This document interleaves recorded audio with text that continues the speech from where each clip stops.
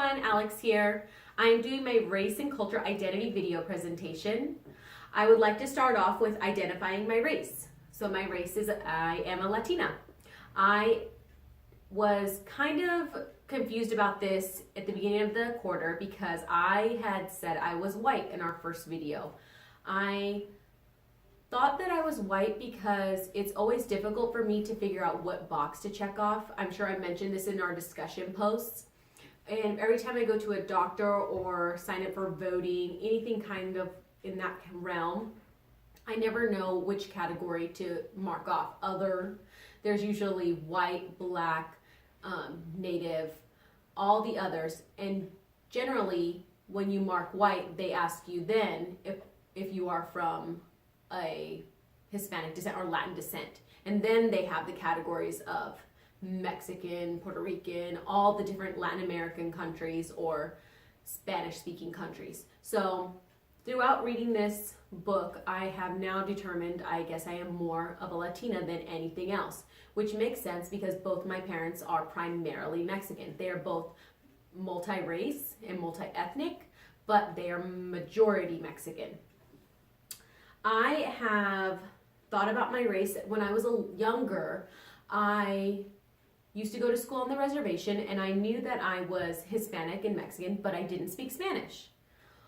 Once I had transferred to a private school in third grade, I ended up going to school with more white children, and at that time, they pointed out the fact that I was darker and, of Hispanic descent, but I guess I never looked at myself as a color.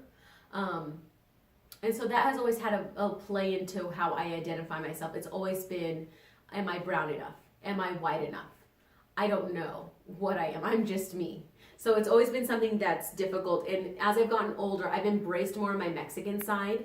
And I'm trying to instill that culture and pretty much embrace my more Hispanic side. And I'm trying to learn Spanish, and I'm trying to understand why people perceive people to be a certain way, even though it shouldn't matter. We are all Americans in the end. One of the questions was, what other identities do you have that function with or in opposition of your race or to your race? That's kind of hard for me. I don't really have anything that I'm not an Asian rapper, and I'm not a white basketball player. I guess what I am, though, I am a mother. I have a 4-year-old daughter who is biracial. Her dad is full white from the South. I am Mexican, and that's my main job. I am her mother. I am also a teacher. I teach pre-kindergarten at a Catholic private school. So my Catholic identity is a big part of me because I hold my religion and what I teach the children at the top, because I am molding little minds and I want them to only have the best. And what I teach in class is not color. We teach, the golden rule of treating others how you would like to be treated. Another identity that I hold is maybe more of a free spirit. I've never thought I am better than anybody. I am more of a, open-minded individual. I try not to pass judgments on people until I get to know them. It's might be part because I was judged, and I know what it's like to feel discriminated against. And it's not nice, and it's not fun. It actually makes you very insecure. And for a long time, I was a pretty insecure person because I didn't know where I belonged. Some of the stuff that we went over for the last 3 modules, I don't know if it has really been part or affected me. As for the housing and wealth, I guess you could say for housing and wealth, I did grow up on a reservation. I went to a school on a reservation until my parents were able to save up and buy a house, I guess on the white side, the east side. So where I'm from in Yakima, there is the Lower Valley, which is primarily Hispanic and Native and Filipino. There are white people that live there. It's not like it's completely segregated. But then there is the city side, where it's mostly Mexican and whites. And then it divides even more to the east and west, to those that live in other parts of the community. So just being here in general, you do notice a more segregated community. And I think that as time has gone on, and now that I am older and I'm an adult in the community, things aren't as divided as they once were when I was young. But you can still notice it from the reservation to the actual city of Yakima. I am also, one of the modules was, the criminal justice system. I've never been, profiled by police or, picked out of, a crowd for being, Mexican. I think that there has been some racial slurs thrown my way, but not from police officers or people from the criminal justice system. It's been mostly, drunk individuals or people that are just ignorant. And it's unfortunate that they think that it's okay to say, racist things. As for one of the other sections was the healthcare disparities. Personally, the biggest healthcare disparity that I can think of is when I was younger, my parents didn't have insurance, and I didn't have insurance for a long time until it was required, and until I was an adult to get it, and I was able to obtain it myself through my job. My dad was self-employed, and sometimes it's just not in the cards, and my mom was working and going to school, so that just wasn't part of it. We would go to medi centers, or we'd go to doctor's offices that would, we'd get our checkups, but then my mom would just pay for the service. It wasn't part of, our copay. We just paid the bill. Another part that we were asked was, how you believe others with the same identities or different identities reinforce or challenge your various identities. That's kind of interesting, because growing up, me and the other brown girl at private school were best friends. We kind of had the same stereotypes that were placed against us. Like we were, darker complected, but we didn't speak Spanish. We were seen as like the ghetto girls, even though it's a Catholic private school.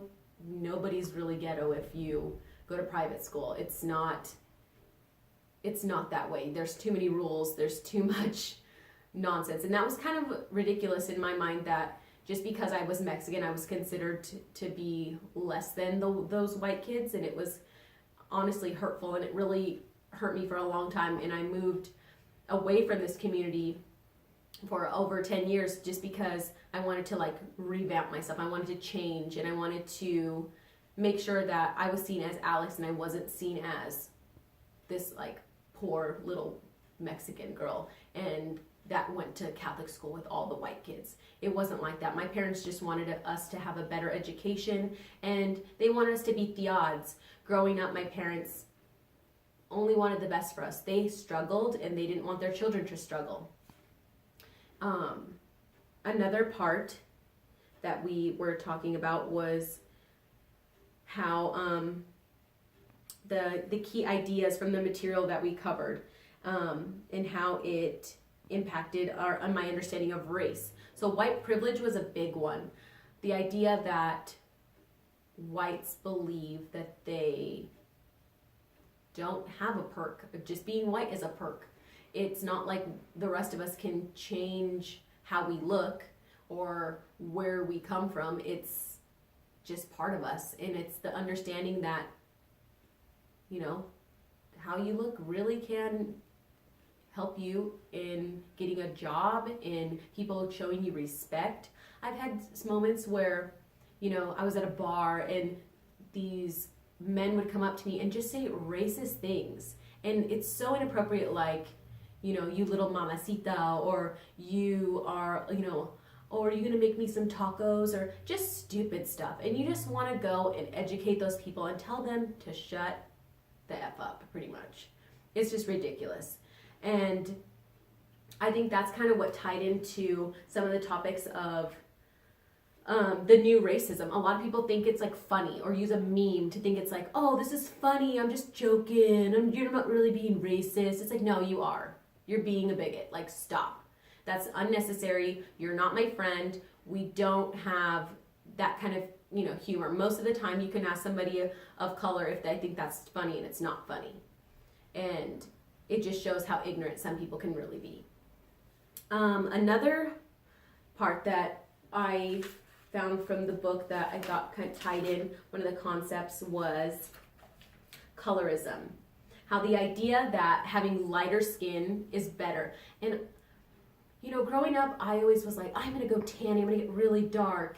And then you'd see, guys that would be like, oh, the blonde hair, blue-eyed girl, she's the most beautiful girl. And you're like, that's kind of ridiculous that there's only this one idea of beauty. And that could be me looking way too into it, which I probably did. When you're in your early 20s, you look way too into stuff sometimes. And now that I'm a mother, I look back at myself and I'm like, oh, I really hope that my daughter doesn't look at herself in a negative way. I want her to be positive and have positive self-esteem. So it's really something that's been eye-opening to me to realize that there are all kinds of beauty and everybody can be beautiful. But for the most part, this class has taught me everybody has had a past and everybody has had situations where they probably were uncomfortable. Regardless of your race, you have been put in a situation where you can see what racism looks like and you can see what it feels like to be, discriminated against. And it's just unfortunate that we all have been placed in that situation, and it's our duty to make sure that we learn to be equals and we can embrace one another versus putting each other down all the time. So thank you.